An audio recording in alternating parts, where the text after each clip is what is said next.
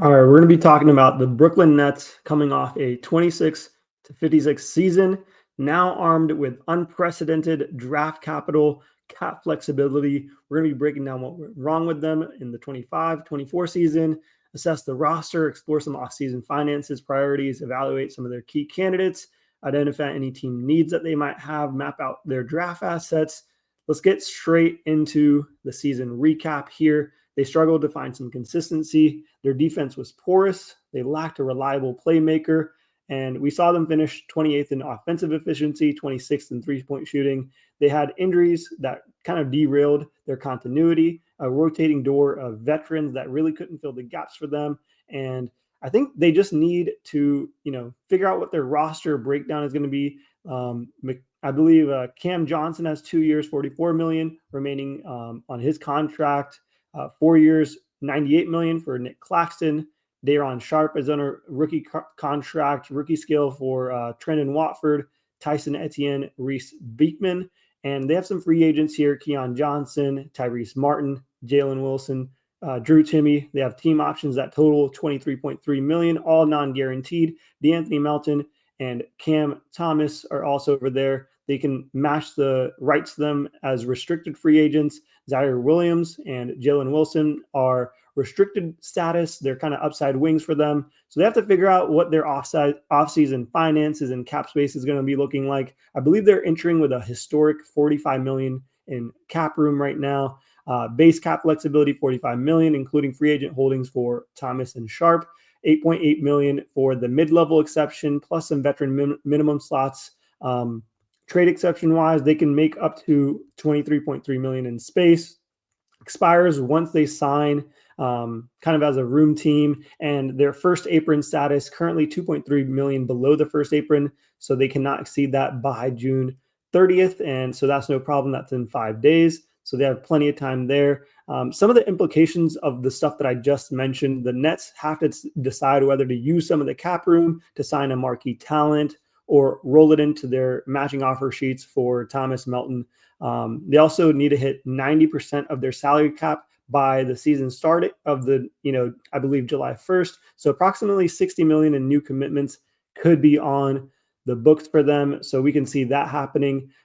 General manager Sean Marks has 3 clear priorities for them: maximize the draft capital, manage any cap space, retain and replace key free agents for themselves.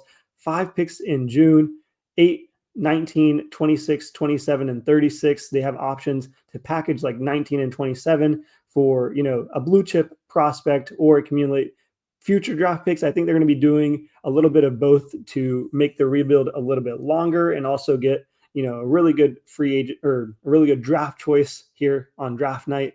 So free agency, they can, as I mentioned, match some of their offers, target some short-term deals with like veteran wings, backup bigs, kind of just fill out their rotation. Historically, we've seen Marks taken, back salary for picks, and that's pretty much the right move for them, involving expiring contracts, and they could leverage, pick heavy structure to swap some of the 20-year-olds, and we could see something like that. As far as like team needs and fit, I believe they should be targeting playmakers, perimeter shooting, interior scoring, and some defensive versatility. Opponent scored 122 points per 100 possessions. They need to figure that out and support Thomas on the court. They need some switchable, capable wings that can hit some shots as well. So Claxton mid-range has to get a little bit better, and they need to consider possibly getting a stretch 5 or a roll man in the draft as well. Beyond the June picks, they also have Knicks 27, 29, 2020, 2031 first, and a 2028 swap with them. 76ers also owe them a top 8 protected 2028, and that's if they keep the 25 pick. Other swaps is Dallas, Phoenix, Houston for 2029, swap rights to 2027 with the Rockets. So they have 16 second-round picks as well, so they have tons of flexibility. They just got to build through the draft, keep it young, accelerate the timeline by packaging some of these picks for some proven talent, and maintain the flexibility for their future window. To kind of recap, they have the foundation in place with the cap space and the players and the draft assets that they have. They just have to make these decisions by June 29th on the team options, drafting packages, everything like that. Let me know what you guys think. Will they package some of these picks to chase a franchise player? Let's, stay tuned for more information and news. I know there was a recent trade with them. I'll also mention that in a video coming up. But the next episode after this one is going to be the Charlotte Hornets, where we do a full recap of their season. Hopefully you guys enjoyed this quick video. Peace out.